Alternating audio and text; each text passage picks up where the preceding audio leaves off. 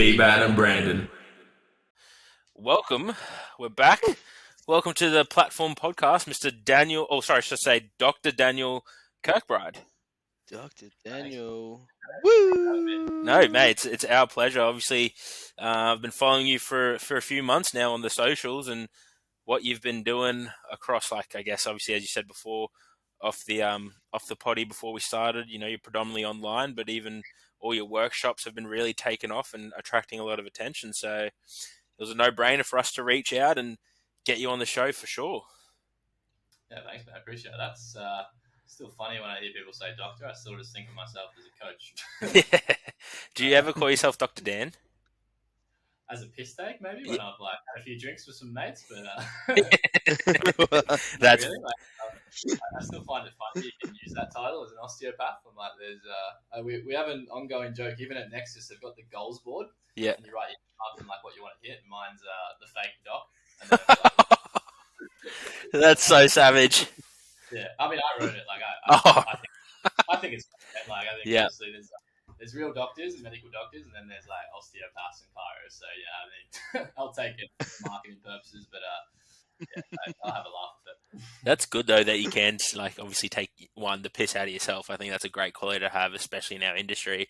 But two, you can see, I guess, the opposite side of it as well. Yeah, man. I mean, when you grow up as a ginger, you got to get good at taking the piss out of yourself. Oh, mate, I love it. Look, we have digressed a little bit, but we usually start off with a little bit of an icebreaker. May have warned you, I may have not have. I can't really remember, to be fair, but it is 21 words, who you are and what you do.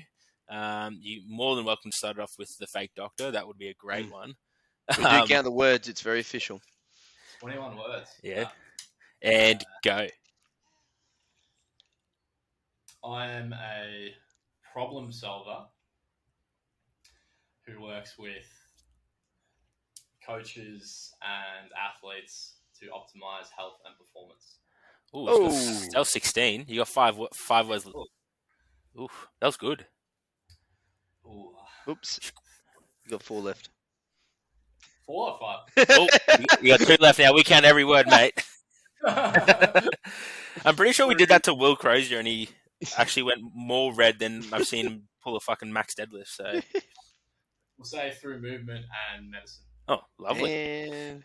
Now, we were talking about this actually just before, and we wanted a bit more insight. Obviously, osteopaths are, I guess, more of a new breed in the allied health professional. Allied health, what's the word I'm looking for? Allied health world, we'll say. There's not too many of you guys around. Man, fun fact. There's significantly less osteopaths in Australia than there is like chiros and physios, but there's even less osteopaths in Queensland than there is in Melbourne and Sydney. So I'm from Melbourne. I graduated in Melbourne, lived in Melbourne, moved up here about a year ago.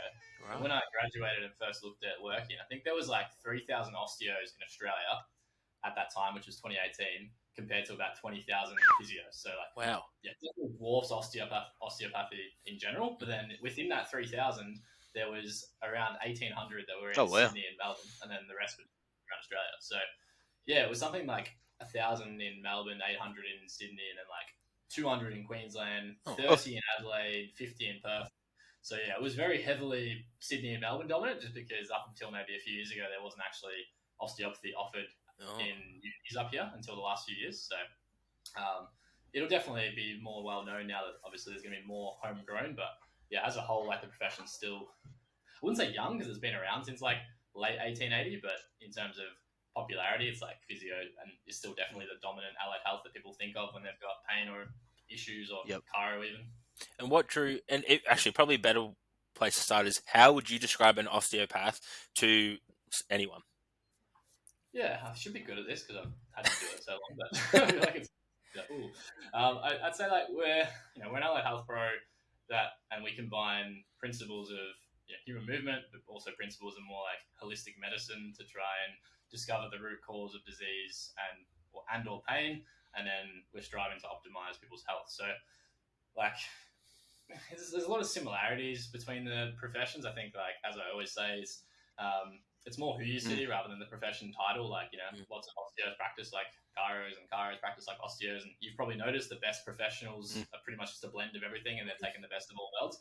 But traditionally, osteopathy is meant to be more, it's called osteopathic medicine. So it's more about trying to discover the root cause of disease and illness. And then, through using manual therapy, nutrition, lifestyle alterations and interventions, we strive to improve people's health and performance. So that was like traditionally 1880, early 1900s. But then like the last 15, 20 years, I feel the way that the curriculum's taught at uni, it's kind of moved away from the holistic medicine side of things, and it's more like pretty similar to physio chiro in the sense of it's very like musculoskeletal focused, very manual therapy focused, which I think is great. But at the same time, I think like trying to get back to its roots, where it's like not just looking at the body as a musculoskeletal system, but zooming out and going like, having more that integrated approach of understanding the immune system, nervous system, and that side of things, I think is definitely where the gold's at. So that's where I've spent most of my time, is like looking at the old school stuff and being like, how do we blend all the musculoskeletal S&C with like the old school traditional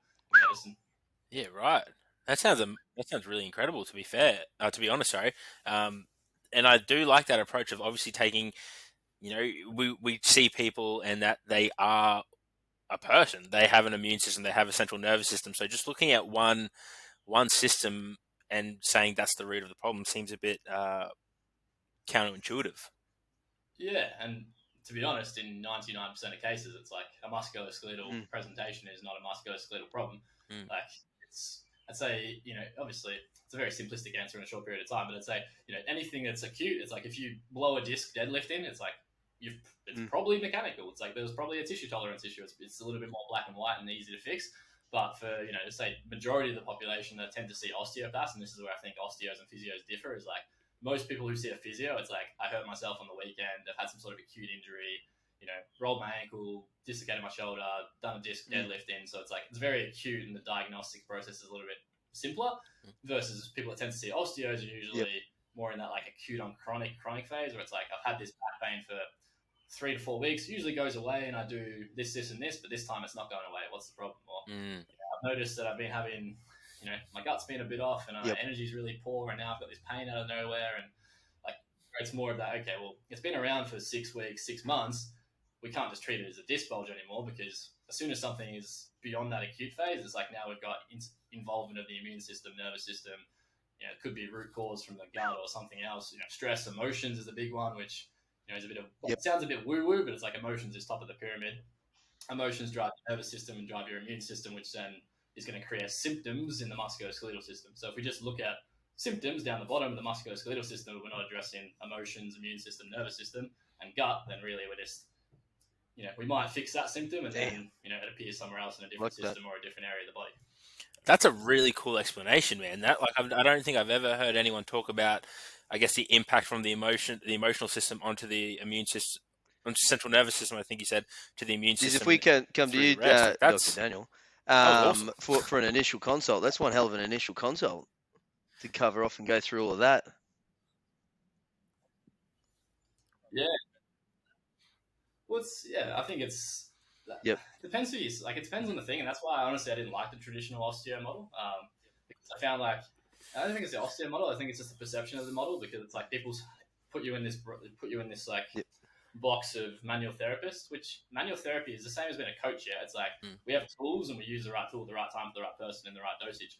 But like manual therapy might be useful to do. Like I love manual therapy. I think it's great to get someone from point A to point B in certain scenarios, but like if you then picture someone as like you're a manual therapist, it's like people come in, they have this expectation of I'm going to get treated for an hour, and then you sit down and I'm like asking them about their stress and their emotions and all these things, and they go, "Oh, what the fuck's going on here?" So, so I think it's like, it should be a pretty intensive initial consult, because if you're going to treat someone, osteopathically or holistically, it's like I need to know every single thing that's going on, because if I just look at one thing in isolation, I don't know how this interacts with that, how that interacts with this. So I'm not looking to treat the disease, I'm looking to treat the human. And I need to actually understand the human. And without going on too much of a tangent, like I had a girl reach out to me today for a consult, and she has had a really bad back pain for a few months, and it's always associated, like chronic pain is almost always triggered by emotion. Like, and she was, I won't go into super details, but like a lot of relationship stress, a lot of, she's moved into state, and all of a sudden this back pain appears. Yep. It's like, it's naive to just go, oh, we'll just get her to do some bird dogs and strength and things. Like, I'm still going to give her some strength stuff to do for sure, but it's like we have to zoom out of that musculoskeletal mechanical approach and go, well, there's a human in front of us. A human has all these systems and emotions and all these other factors. How do we like integrate those things together to get the root cause? Because as soon as we get that root cause, it's like, well, all these symptoms just dissipate. How do you, so say, we'll use that example again, this lady coming to you and she's obviously presented with all this emotional stress. How do you, I guess, treat that? What's your intervention there? It's going to depend, really. Like, a lot of it, two main things. Number one, scope of practice. Mm-hmm. At the same time as like, I understand psychology and neurology, it's like, I'm not a registered psychologist. So you got to train a little bit carefully when it comes to emotional stuff and stress and whatnot. But at the same time, it's like, you can be pretty smart about how you go about it. It's like, I'm not diagnosing her with any like mental conditions. I'm just being like, okay, I understand you've got a lot going on in your life. Maybe that stuff needs to be handled or like collaborated with a psychologist, like speak to someone. And that's, obviously I go through the process and explain that, that you're having a lot of stuff going on. These emotions may be, influencing your nervous system, which may be influencing this and this. So like, you obviously word it in a way that's not just like, you need a therapist, you need help. I would always like explain it in an easy, simple way to understand, but also like highlights the fact that they may need a collaborative approach. And then from what I can do, I'm pretty much just all going to be nervous system regulation. Because if we can regulate the nervous system, that's going to have that flow-on effect to the immune system, the flow-on effect to the gastrointestinal system, and then ultimately, tissue repair and tissue growth when it comes to the musculoskeletal system. So really, it's just going to be nervous system regulation, which is free, doesn't cost anything. It's usually the simplest interventions. It's not going outside the scope of practice, and it's usually like really, really simple stuff that the client can implement, which for them, if they're in that state, is usually going to be a lot easier than me being like, all right, here's a 4-day-a-week program and here's all these exercises. Like, I just want you to do some breathing, meditation, journaling, maybe some hot cold therapy, contrast therapy, like some stuff like that, where we're just trying to dampen that sympathetic response and try and get into that more parasympathetic love it. We have a better level of immune function, nervous system function, and we're in a state where we're anabolic, not catabolic. Oof. It's a great, fucking oath. Because I know you're pretty big on your breathing and meditation and the I think cold therapy. I think you've delved into Wim Hof. I can't meditate for shit. I'm trying to get better. So meditation, I love breath work. Yep. For me, breath work is probably the biggest one. Then hot cold therapy, ice baths, I'm a big fan of as well. I think the way I view it is we train our musculoskeletal system. We train our biceps. They're not very big on camera, but you can probably inflate that on your editing. Yeah. I can do that for you, bro. I can do that. My man. Obviously, we train our muscles, we train our skeletal system, but not many people train, their nervous system. So that's what I think of it. Like it's uncomfortable, but the same way I would go to the gym, expose my bicep to a stressor. There's a sympathetic stimulus. We then have the response. We then have allostasis and then adaptation. It's like this is the exact same thing. It's just like, all right, you jump in an ice bath, your body's going to be initially like, holy shit, massive sympathetic stimulus. Body then has to go through the process of allostasis, and then we get adaptation, and then we increase our sympathetic threshold. So it's like if we can increase someone's sympathetic threshold, it means essentially it's like the same as saying increase in tissue tolerance, but for your nervous system or your brain. So now when like day-to-day stuff happens, someone cuts you off in traffic, or you get a dodgy email, or someone gets your coffee order wrong, it's like, yeah, like, fuck you, and we're triggered. Because when we're in a sympathetic state, physiologically, that's a catabolic state. We're going through tissue degradation. And for every chronic disease or chronic illness, there's a common denominator, which is, degradation is greater than restoration. So the first thing you need to look at is the nervous system, because no matter what we're doing from a programming perspective, everything could be perfect. If their physiology from a systemic perspective is not on the right side of the bell curve, then we're kind of just pissing in the wind. I love how you tied it back to like how you attributed training the nervous system the same way to training, I guess, like your bicep. Because I think a lot of people in our industry, whether it be powerlifting, S&C world, they're very much blind to that training your nervous system because it doesn't look sexy. They can't see the physical result. Whereas using that analogy, I think creates a lot of buy-in for people within our circle to actually start doing it. Like I use that with bodybuilders and powerlifters all the time because obviously, when I was in the clinic, you just say, do these exercises or do these things. I want. Trying to tie it back to how it's useful, and the easiest one for me is saying, When you're in parasympathetic, you're anabolic, and when you're in sympathetic, you're catabolic. Would you like to spend more time being anabolic? Like, oh, yeah, how about Yeah. that? Yeah. That's a tremendous buy-in straight away. I'm not talking about test. I'm talking about breathwork. Yes, but like even so, like you've raised a really good point there. Obviously, we've spoken about it before, but obviously PED use can obviously enhance a person's lifting. But imagine if you could take less PEDs by creating a better nervous system response through things like your breath work. It's just like, how can you create the most optimal systemic environment?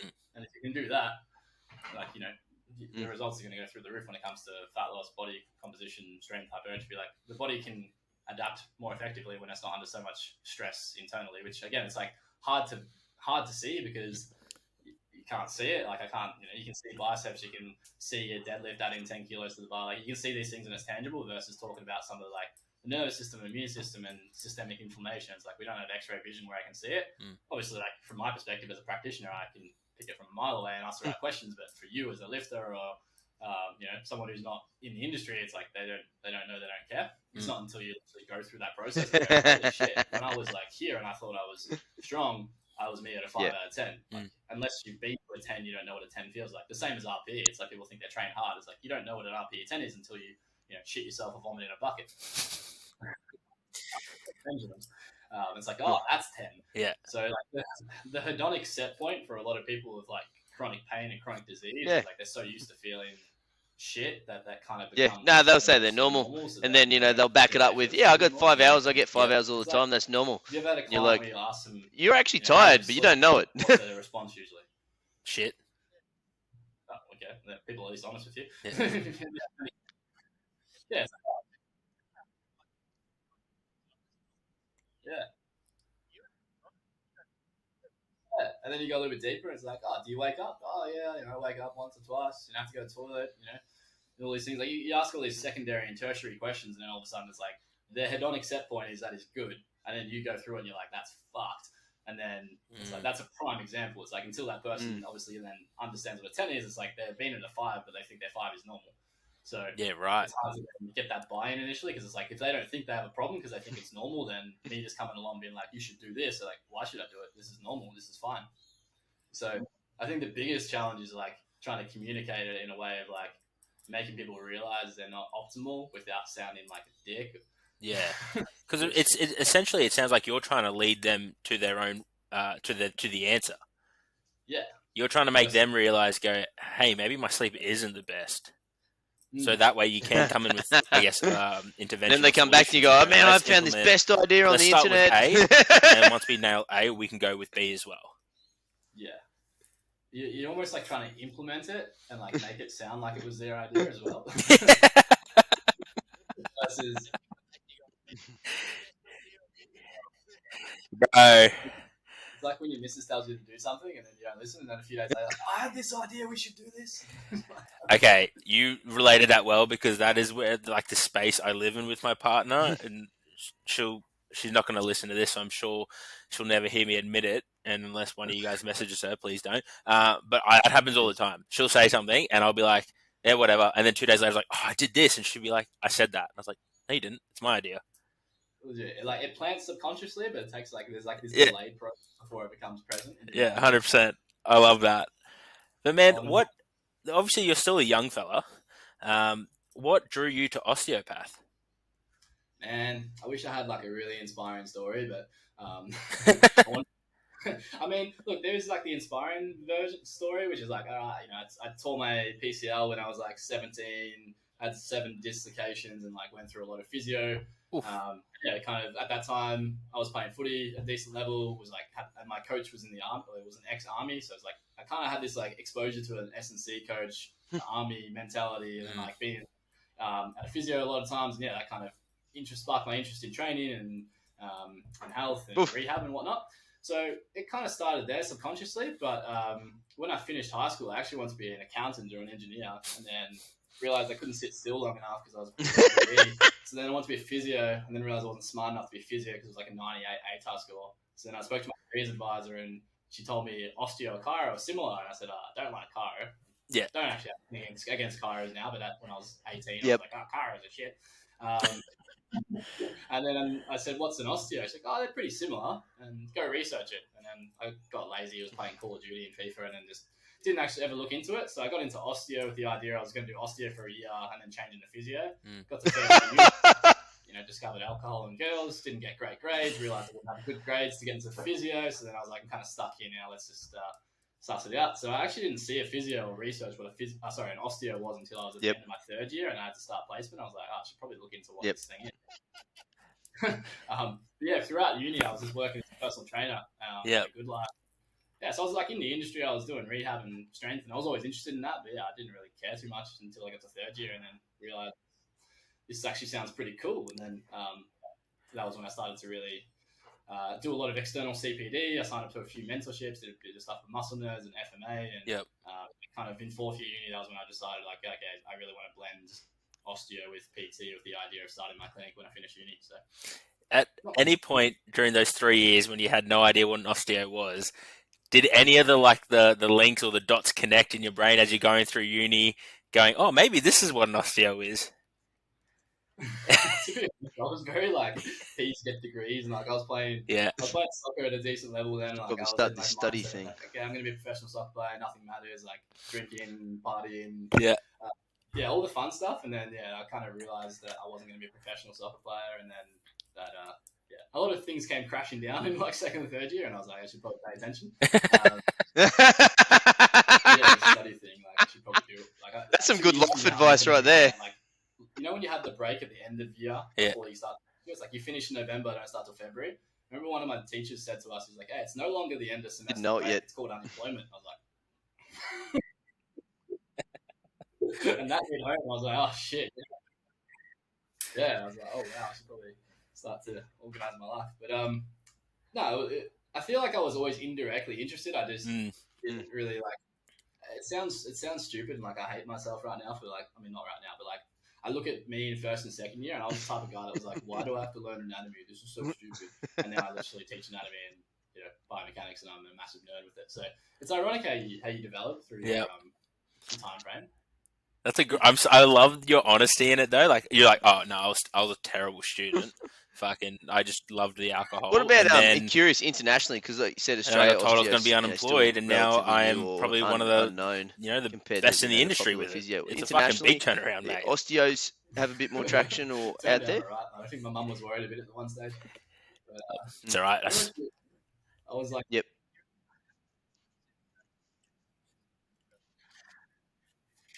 Yeah. Yep.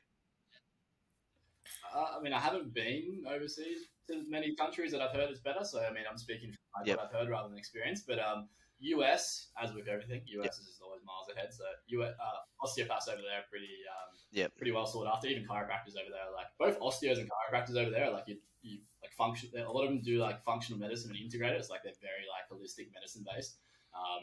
And then UK is very similar as well. So UK and US tend to be the two best ones, and Australia is probably third, I would say. But unfortunately, a lot of the curriculum. Not unfortunately, it's still a good curriculum, but I think it's very musculoskeletal mechanical based, and then it's here's one lecture on the lymphatic system. That's kind of important, and then we move on. And then two of the biggest things I teach, I didn't learn anything about at uni, lymphatic system, breathing, gait. Well, that's three. Clearly can't math. That's why I didn't become an engineer. Three of the biggest things I teach now, just get brushed over in uni. And obviously, I haven't been around for 4 or 5 years now, so I hope there's more in there. But at the time, the curriculum's very, very clinical, very manual therapy. We only did 8 weeks of musculoskeletal rehab, and week 1 of rehab was this is an open chain, closed chain. So yeah, right. So I'd say the misconception. I don't know if I'm going on a tangent, but the misconception I feel of the industry of osteos is a lot of osteos and allied health pros get bashed. The osteo is shit. It doesn't understand exercise descriptions. I don't think the osteo is shit. The osteo physio chiro is not shit. It's like saying I don't know an analogy, but it's you can't blame someone for being shit when they haven't actually had the education on it. You know what I mean? So osteos and chiros are fantastic at looking at the body holistically and finding the root cause diagnosis and taking people to a certain point from pain to out of pain and improving improve their condition. But it's like when it gets to that point, I think the way the curriculum's set up is like they actually don't do any, if any, exercise rehabilitation S&C based stuff. So it's like the expectation that the osteophysio should be this like wizard of rehab and strength and conditioning is a bit misaligned, because it's like unless they're fortunate enough, or they're like someone like myself where it's like I started as a PT and I just continuously studied in that area because that's my passion. I think of myself as more of a coach with a degree versus an osteopath, to be honest. Like you're not really going to get that. So it doesn't mean that the profession's shit. It just means the profession's really, really good at doing this thing, but it's not really good at doing this thing. So then that's where it's like the collaborative approach of if an osteopath and a really good S&C coach had a baby, that would be perfect.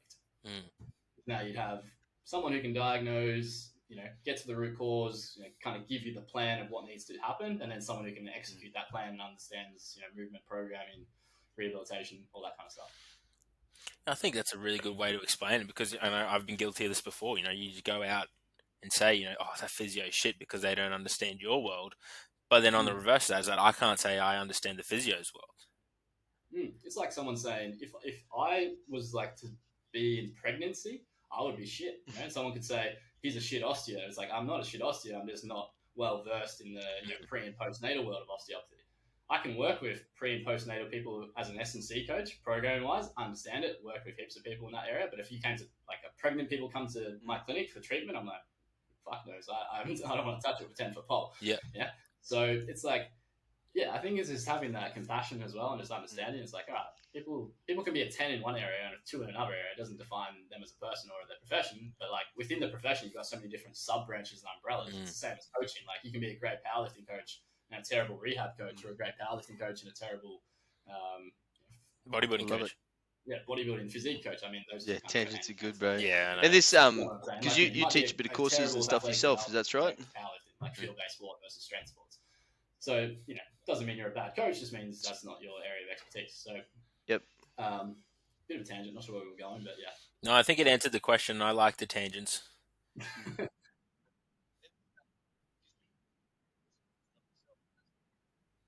Yeah, so I run some online mentorship programs, which is for personal trainers, allied health professionals.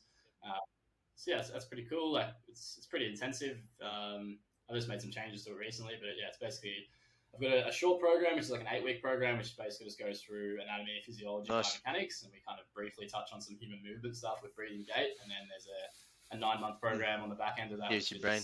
And is seeing the gaps out there in education, the stuff that you like to follow, is that what brought you to wanting to teach and online put together that sort of stuff for other people? And also a little bit of business as well. So that one's pretty cool. That one's kind of like me trying to combine my brain into a 12-month period and then be like, here's the key stuff.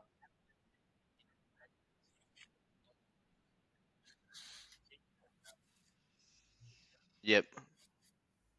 Yeah, it was a combination of like I've always wanted to do that. Like I was fortunate.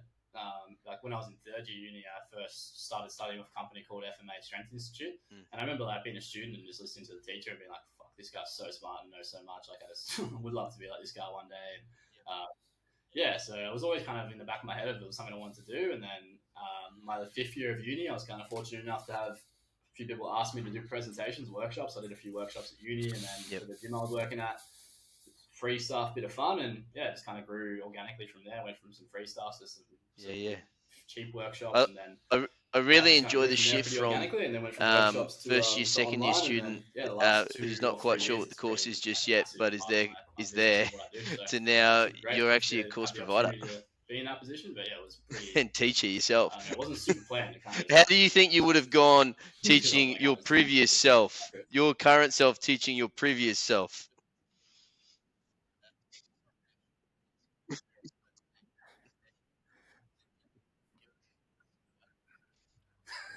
That's pretty funny.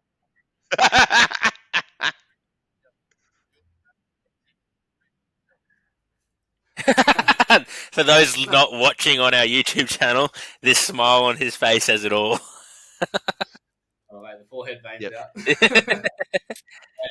Oh, man, that would have slapped me, I reckon. Yep. I was that typical like ADD kid that was just like disruptive. Like every time like my parents had student teacher interview, it's like disruptive to other students, doesn't pay attention. And, I'm just not interested. But if I am interested, like I'm hyper focused. Like, Yeah. Yeah, I mean, I wasn't bad. I just wouldn't put much effort in. Yeah. So I feel like I was in that guy that sat in the back row and just you didn't know I was there. So it would have been pretty cruisy to teach me, but you wouldn't have expected to get much out of me. Versus like fast forward to third year when I signed up for some of those mentorship programs externally, I was like there 10 minutes early, front row, like writing notes, like that annoying kid that just asks all the questions and you're like, please shut up. Yeah. Or presenter gets to have his 15-minute lunch break. I'm like, hey man, just a question, guys, grab you for a minute.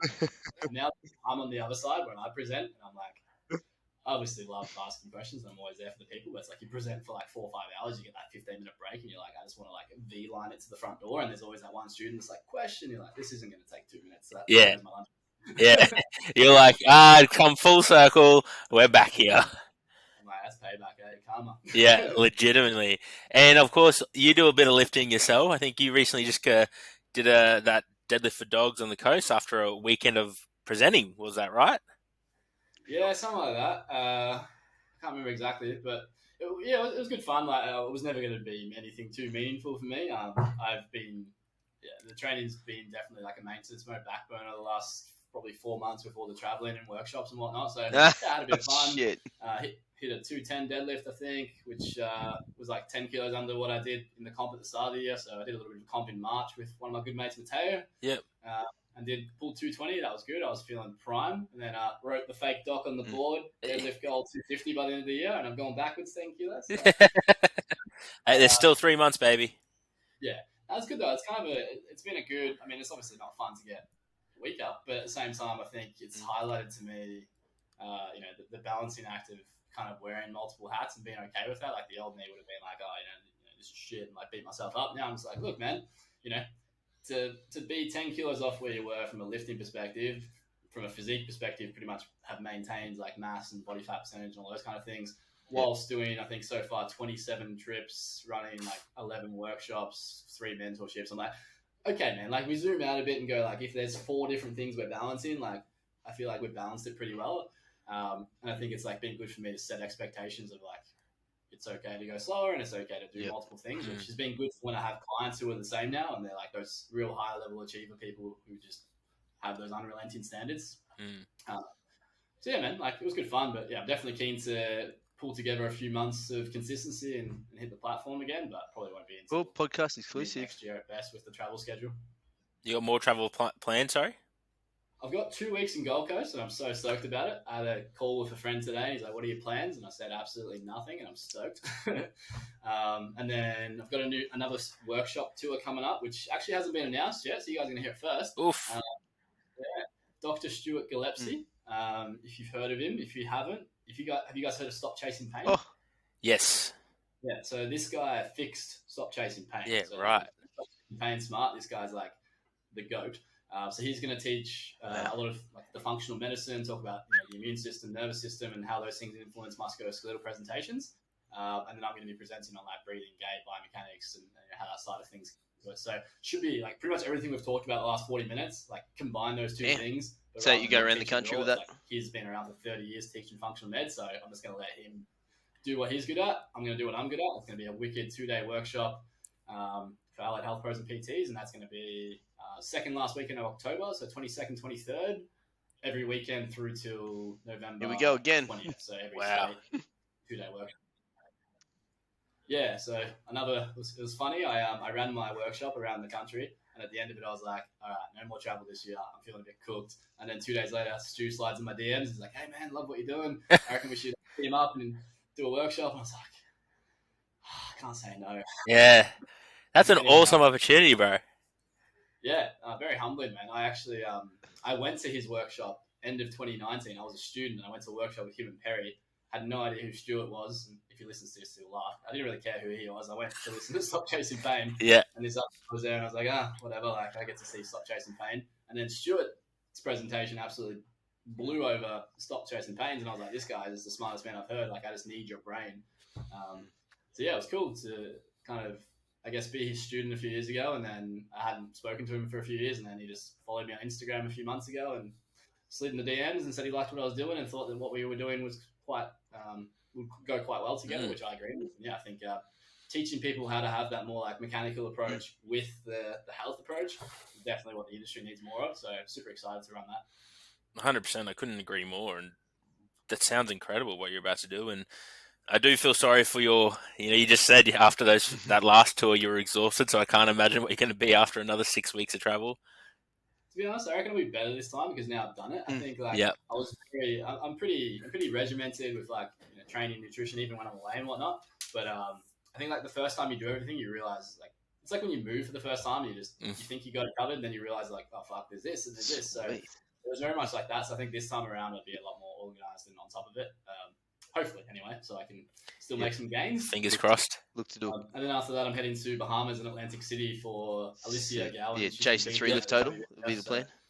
Yeah, man, it'll be pretty much like 8 weeks back-to-back travel, and then I should have a few weeks around Christmas to chill out. That's awesome, man. So it should be cool. But yeah, goal is 4 sessions a week, non-negotiable. It's the one I run, baby. And then early next year, probably around Jan. Imagine a party meets a deadlift comp with a tattoos and a burger shop and a bar. Yeah. December 10, nighttime event. Deadlift one, the deadlift only was pretty fun. Yeah. So I know there's another one coming up, and then I have an after party where there's 2 music acts playing. Nah. Pop-up bar. Capo deadlift lights, only. Fireworks, smoke machines. It's loose. Yeah. Oh, sold. What date is it? Just come up and load some barbells, bro. In America. Lovely. Oh, maybe. Yeah. It's on the goal list. We're working on it. Can I just come from the burgers? This might be, of course. This is your time. I'll just an official on that. Yeah. Did I just hear that there's a pop-up tattoo artist? That's dangerous. Yeah. Might lose one. You're living the GC life then. I have a tattoo, so maybe this is finally the moment. Yeah.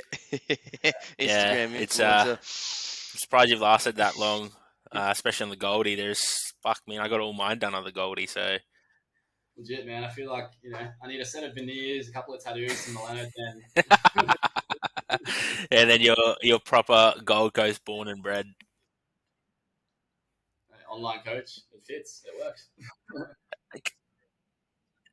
Oh, mate, I love that. What did make you come up to the Goldie?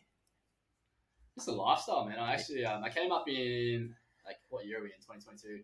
Early 2021, I came up to do a presentation with Xenia. And yeah, I came up, I had a wedding, and then like while I was up there, she's like, I want to do a presentation. So I had a wedding, spent a few days in Gold Coast, then drove to Brisbane, did the seminar. And like the few days in between the wedding and the presentation, I was just like staying at this place in Gold Coast. Yep. And it was sick. It was like looking over the water, beach, and I was like just working on my laptop. Wake up, a couple of client check-ins, go for a surf, come back, laptop. Why am I in Melbourne? Like this is this moment of like, what the fuck am I doing? Damn. So do you still get a surf in every day? I still had 6 months on my lease in my physical clinic in Melbourne. So yeah, at that point I made the decision and then went back with the intention to come back in 2 months. Lockdowns. Yeah, it took me like 6 months to get up there by the time I sold my clinic and got my life together and avoided the lockdowns and all that kind of stuff. And then came up, had to do 2 weeks in jail, and then was finally allowed to live in Goldie. Wait. When I say Brandon looks confused. Yeah. Not like hotel quarantine. Oh, right. I was like, what? How did we skip over this? Casually slipped that in there. Yeah. I was like, there's a missing link here. Did he get caught with something? Like, I want this story, but no, hotel quarantine sounds about right, Jail. Good analogy. Continue on, sir. Did these guys stab someone? Yeah, it's like stabs the clients. Oh, fuck, that was too funny. Do you fucking rehab work? Or yeah, just excuse my shit brain and non-understanding. Dude, your face is priceless. You're like, yeah, I was like, did we just have a convicted felon on our podcast? I conveniently left that to the end as well. Yeah, I was like, that's amazing. Oh, fuck. The nicest guy we've had, a doctor who stabbed someone. Without tattoos. That's fine. I will stab you, yeah. I'll stab you in the neck. I remember a story that Jordan Shello told me once, and he was like, I had a client come to my clinic and asked, and he walked in, no issues, like walked in on his own. Key detail. Walked in on his Well, own. a strong example that everyone's tendons are different. Really bad leg pain. He's like, oh, what do you think it is? And he's like, honestly, it's like a 10 out of 10. He's like, this guy looked me in the face, a straight face, after walking into my clinic, looked me dead in the eye, and said it was a fucking 10 out of 10 pain. He's like, what if I stabbed you in the neck? I'm like, I hope that's a joke. He didn't actually say that to the man. Fuck, he probably would have too. He would have done. Yeah, I was like, imagine like Jordan, like this big 110 kilo, like tattooed, like, and this guy in Silicon Valley, like probably an accountant, 50 kilo, small little dude, like Jordan looking at him in the face and saying, what if I stabbed you? Like, that would be scary. Yeah. I feel like over the years, Jordan's got more scarier as he's gotten, I guess, bigger in the industry. I remember at like 2018, he had tats maybe up to his elbow at Pro Raw, and now he's got the hand tats, and I think he's got a neck tat. I'm like, bro, you look so much scarier, but you're Canadian, so it doesn't matter. Canadians are pretty. They got some steam to blow, man. They're pretty. What mess with them? What else? This is a complete digression, but I was literally watching something the other day. Oh no, I was reading a book by a Canadian. He's like, yeah, everyone thinks we're really nice, but we're not. And I'm like, oh, okay. At least you're honest. They seem friendly, but then you have chats with them. Like I've had some chats with like some Canadian friends, and they're just like very. That time, stab someone in the neck. Like, yeah. Like just like casual, like yeah, man, this guy like really like annoyed me, so like I threatened to like rock up at his house and like stab him, like. No rudder. Yeah, right. No rudder. That's not normal, but like they just say it like casually 100%. In a sentence, like yeah, it's the thing to do. Like if someone annoys you, you'll like rock up on their doorstep and just like stab them in the neck. I'll have an off the podcast story to tell you guys about. Yeah. Anyways, we digress. How did we end up here? I don't know, but this is what happens. Like we run a very loose ship on this podcast. It's very much. We end up just becoming really good friends, and then we just chat. All for it. 100%. Now, before we actually finish up, we have 10 of the most very unique and random... Oh, Johnny's gone. Oh, no. Yep. This is going to be a bitch to edit now that Johnny's accidentally left. Oh, no. Hopefully he sends it through, but we... ask 10 very random questions that give us a bit more insight into the man behind the face that is Dr. Daniel. And I really hope Johnny comes back in because he's got the questions. Oh, dear. This could go either way. What's he said? Why it turned off. Okay, but he has sent the questions through. So, these are 10 new questions that I just got asked. So, Dr. Daniel, you are Neo in the Matrix. You can take the red pill to find out the truth, or continue on and take the blue pill. What do you do? Red pill. Oh, good answer. Did you see the new Matrix? Man, controversial. Haven't seen it. Oh, really? Look, I'm half on the fence about it. Like it's there you go. I just asked the first question. He said the blue pill. Yes. But no, the blue pill. I don't think Johnny. Nice. Did you understand the latest Matrix? Sorry. No clue.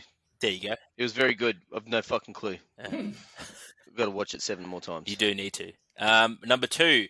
What is your favorite lunchtime item? Whoa. It's a tough one. The first thing that came to my mind was steak. Yeah. Good. You can have steak. What are you having with your steak? Like steak and eggs. Like I don't really eat breakfast, so like my first meal's around lunchtime, and it's usually steak and eggs. Steak and eggs is the most underrated meal. Steak, eggs, sauerkraut, and pickles. You had me everywhere until you said pickles, bro. Oh. Man, Love them or you hate them? I hate them, eh? Can't do it. Your favorite movie setting you would like to live in?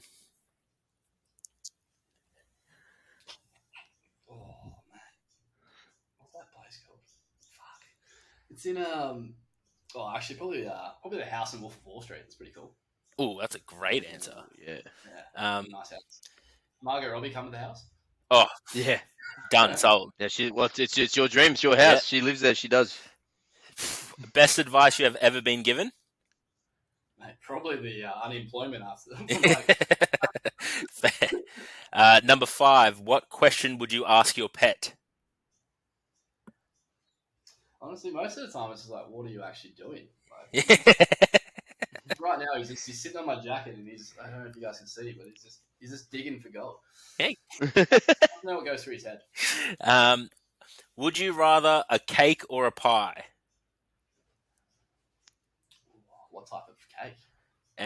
Any cake. That's a really good question. I said pie because I just love apple pie.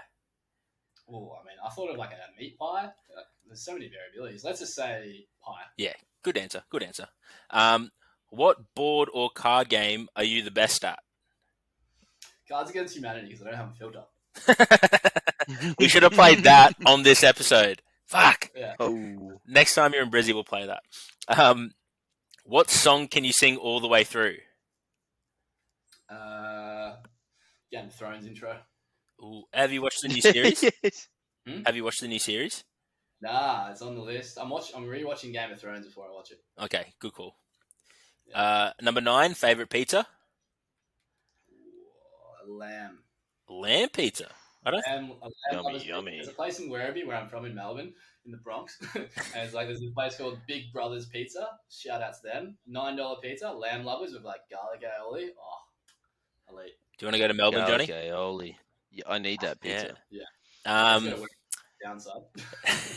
Number 10, and I love how we say these are random, fast, first thing that comes to your mind questions, but they're actually quite deep and thought-provoking. You're told you have 1 week to live. What do you do? Cool.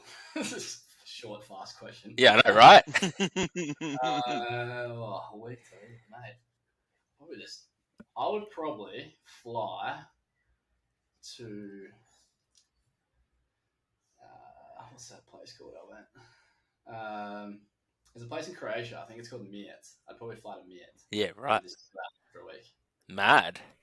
Yeah. I just also. Sorry. Crystal clear water. Oh. Mate, just unreal. Now, this is the part of the podcast where I like to just put complete ownership of these questions back onto Johnny. They are, and I'm all brand new 10. They're the new 10, and I always get trial run with the new 10. They always like hit me like a freight train. But Dr. Dan, thank you so much for your time this morning. It's been an absolute pleasure getting to know yourself and your story and the world that is osteopath. I know you've opened up my eyes a lot to what that industry is, and I hope our listeners get a lot more knowledge around it. But if people do want to reach out, whether it be for consultations, mentorships, give yourself a shout out. Where can people find you? How do they get in touch? Yeah, sweet. Thanks for having me, guys. It was good fun. So for obviously main things from my end, online coaching. I still work with people in a coaching fashion, consulting, and obviously the education, mentorships, and upcoming workshops. All those details can be found predominantly through my Instagram, which is dr.daniel.kirkbride, or my website, functionalmovementandmedicine.com. Sweet, man. We'll definitely we'll throw those links up in our show notes for our listeners so they can obviously easily access you. But again, man, thank you so much for coming on board. It's been an absolute pleasure. All right, man. Thanks for having me. Thank you. Thanks, brother.